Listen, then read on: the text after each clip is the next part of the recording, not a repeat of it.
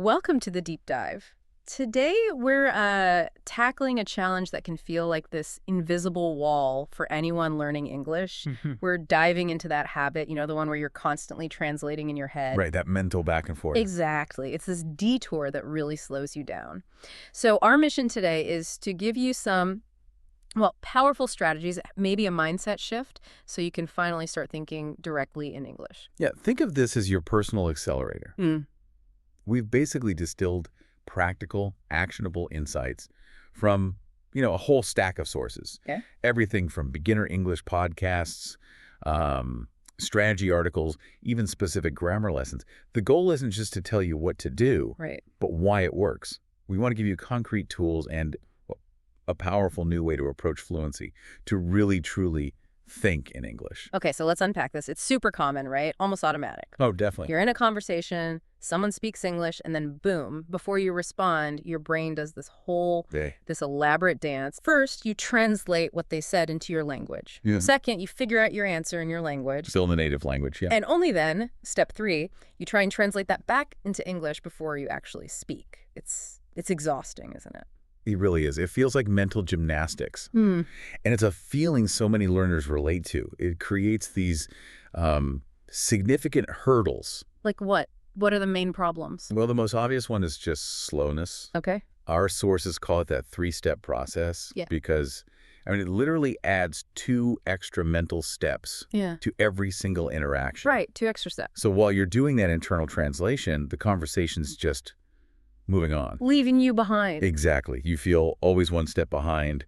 You're constantly playing catch up, maybe missing nuances, struggling to keep pace. Okay, so speed is a huge one. What else? Are there other, maybe less obvious issues? Yeah, definitely. Beyond just speed, it really hits your accuracy and how natural you sound. How? Well, word-for-word translation often just fails because, one word in English might have many meanings. Sure. Right. Or a concept in your language might not have a perfect one-to-one match in English. Okay. The direct equivalent isn't there. Exactly. And this mismatch can make your speech sound, very strange, and sometimes it's just incorrect. Right. You end up saying something that's technically a translation, but it just doesn't fit the English context or, the common expression. Got it. It's like using the wrong tool for the job. Kind of like trying to navigate a new city with a really outdated map.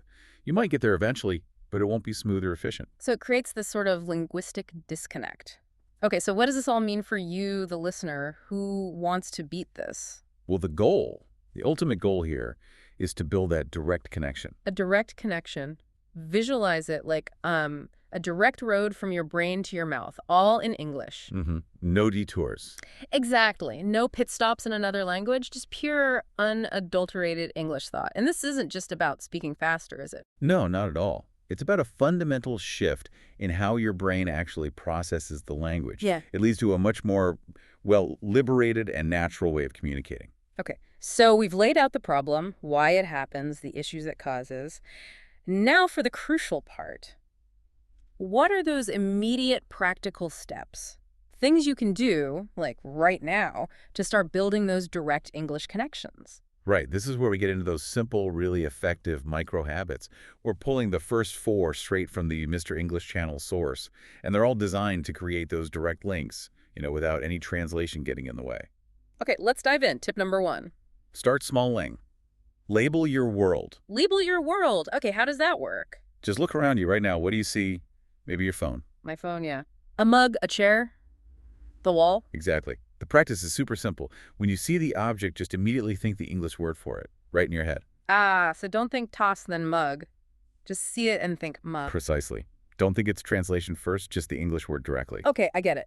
And this is so fundamental because it's not just vocabulary. You're actively kind of pruning those old neural pathways that used to detour through your native language. Pruning, I like that. Yeah, you're building this English-only express lane in your brain. It dramatically cuts down the cognitive load. The object connects straight to the English word, no middleman. Makes sense. Our sources suggest doing this daily, maybe just 5 minutes. Walk around your house, your office, mentally point at things, and just think the English word. Chair, table, book. You become your own English labeling machine. Exactly.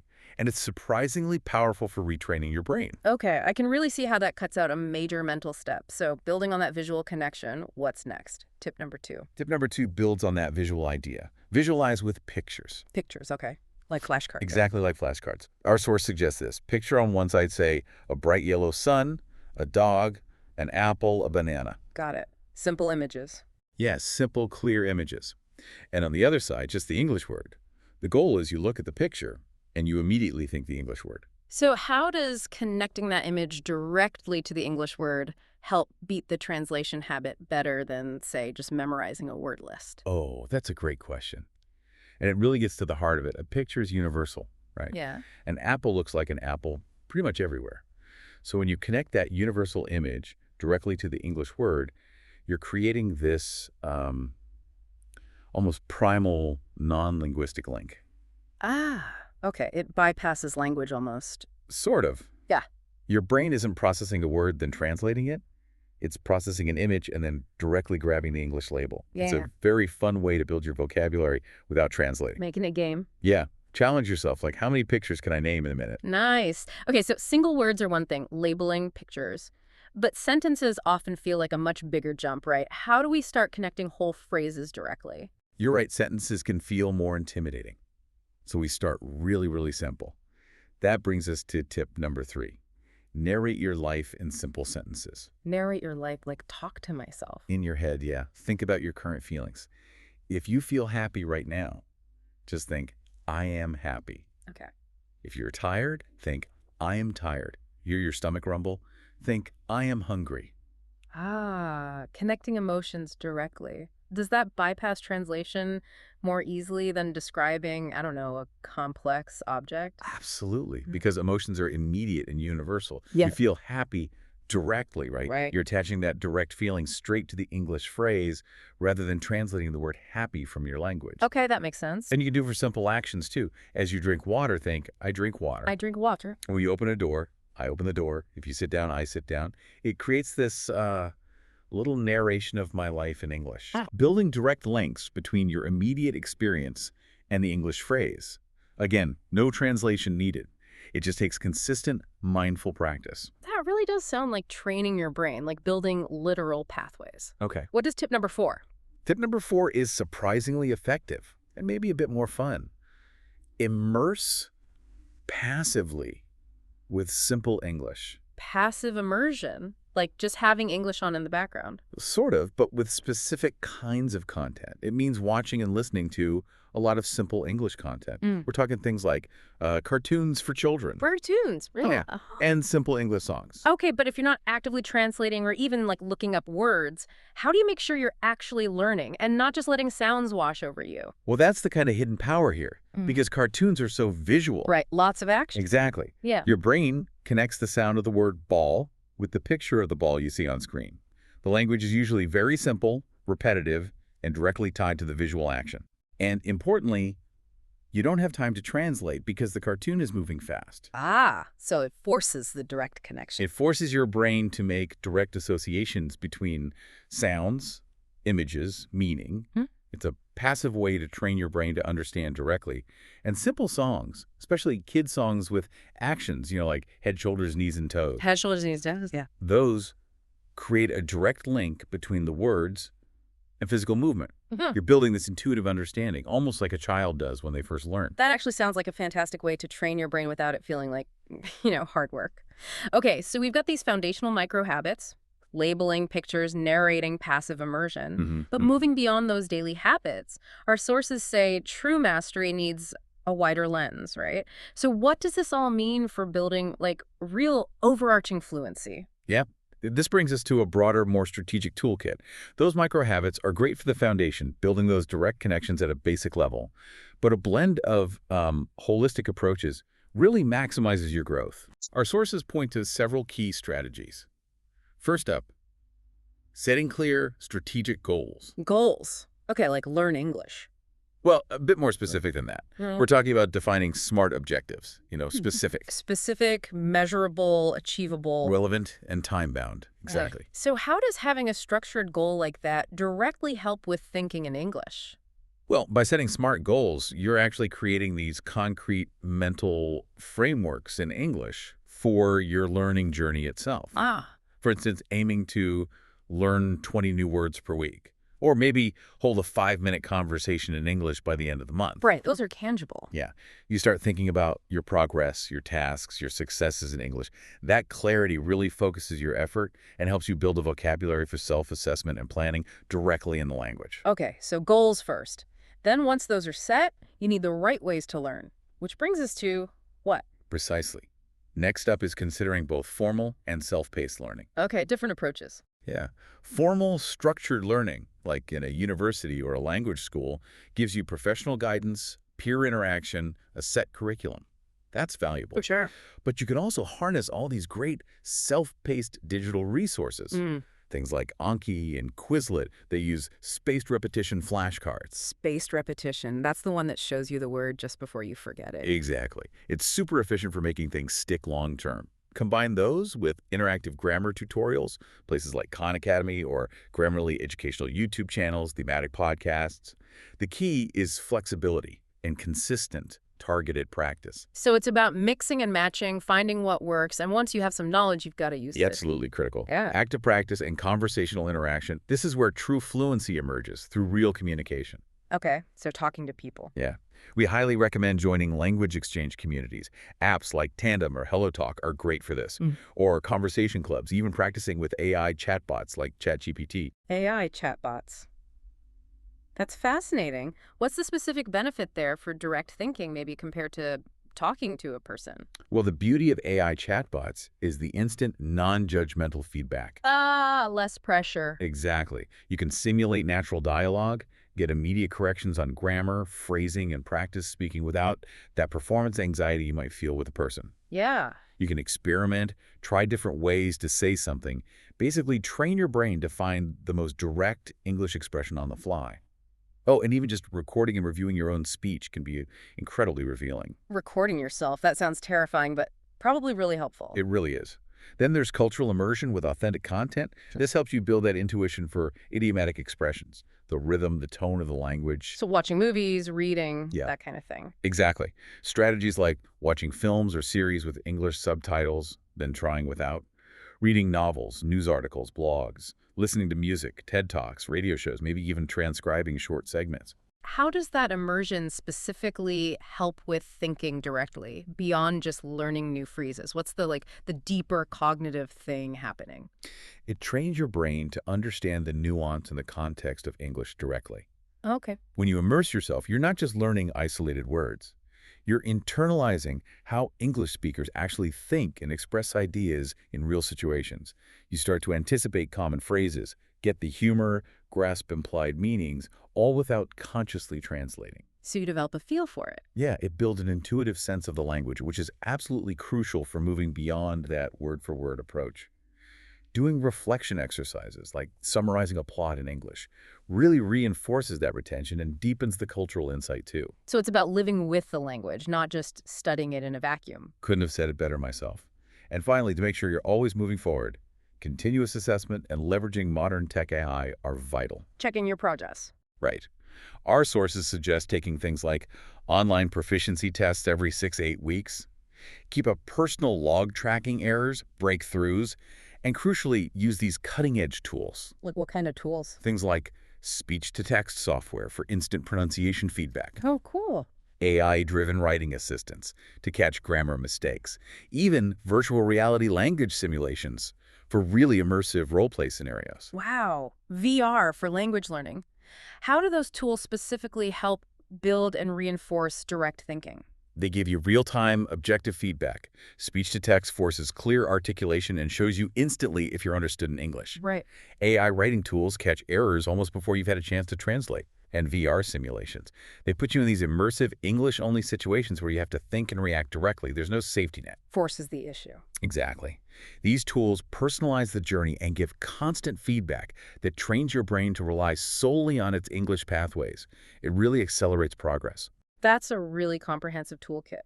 Okay, now let's drill down into something specific. A really tricky challenge. The difference between do and make. Ah, yes. Do versus make. This is such a common hurdle, right? Even when you're trying to think directly, this one often trips learners up, especially if their native language just uses one word for both. It absolutely is. Because in many languages, there might just be one verb covering both concepts. And the surprising thing here is you're not just learning two new words. You're learning how English categorizes action and creation differently than your native language might. That's a fundamental shift in perception. It really is. Our sources say that while there aren't really many rules, there are two key distinctions that usually help. Okay, let's start with make. Our sources say it's generally used when you're creating, producing, constructing something tangible. That's the general idea, creating something you can often see or touch. So examples like we make dinner, make breakfast, make lunch, we make a coffee. Right, food is a big one. The common thread seems to be usually we can see the thing that we have created or eat it. Yeah, or it extends beyond food too. You might make your own clothes, if you're crafty, or make furniture, like buying that IKEA table and actually building it. You're assembling something, bringing something new into existence. Got it. Clear sense of creation or assembly. So if make is about creation, then do must be more about actions or things less tangible. Can you give us some examples where learners might mistakenly use make instead of do? Precisely. Do is generally for performing actions, tasks, duties, often without creating a physical object. So we do homework, we do housework, like doing the laundry, doing the dishes. Great. Tasks. Yeah. A common mistake might be saying make homework. It's understandable, but it sounds unnatural because homework is a task you perform, not something you physically create. Okay. And do is also used for non-specific actions. So we could do something, anything, and nothing. Like, did you do anything interesting last night? Ah, the general. Okay, I see. So the best way to really nail these down isn't just memorizing the two general rules, Probably not, no. but actually learning them as fixed expressions, like chunks. Why is memorizing phrases more efficient than constantly trying to apply a rule? Because it completely bypasses that mental rule-checking step. Ah, direct recall again. Exactly. When you learn make a mistake as one single unit, your brain doesn't pause and think, okay, mistake. Is it creation or action? It just grabs the whole phrase instantly. Much faster. Way more efficient.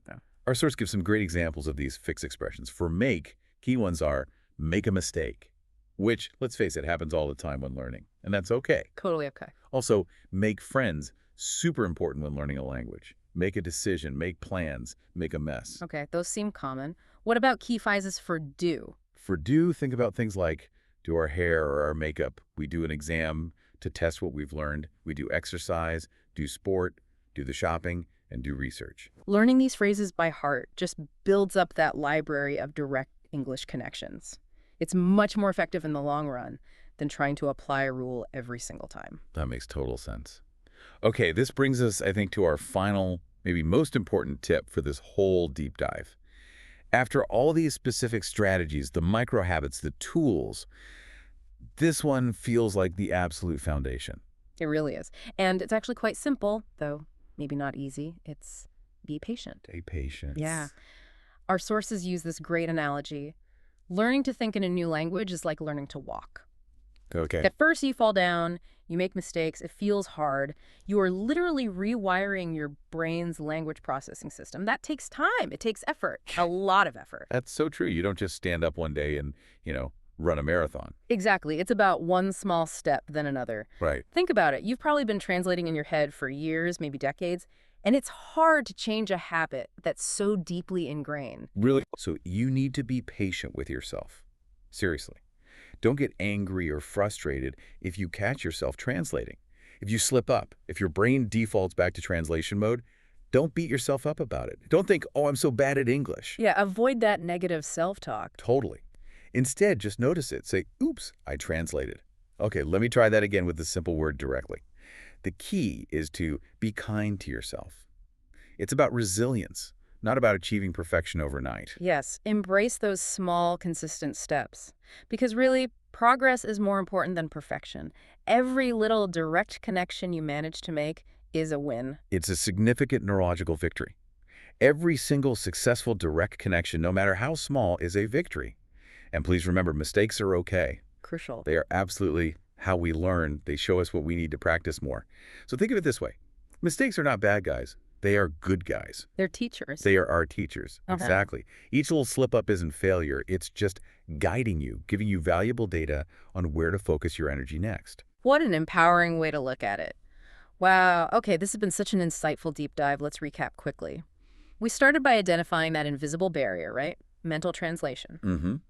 Why it slows you down leads to mistakes, not just speed, but accuracy, naturalness. Then we got practical, those immediate micro habits, labeling your world to prune old pathways. Visualizing with pictures for that direct word image link. Narrating your life in simple sentences to connect feelings and actions directly. And that passive immersion with simple stuff like cartoons to build intuitive understanding. And we didn't stop there. We broadened out to those holistic strategies, SMART goals. The blend of formal and self-paced learning, including spaced repetition. Active conversation practice, language exchanges, even AI. Cultural immersion for nuance, rhythm, using tech and AI for assessment and feedback. We even unpacked that tricky do versus make distinction. Showing how English categorizes things differently and giving those key phrases to memorize. And wrapping it all up with the most critical strategy: patience, persistence, being kind to yourself. Understanding mistakes are teachers. Celebrating those small wins. Right. Because ultimately the reward is huge. Over time, that fast road, that direct pathway in your brain, it gets bigger, stronger.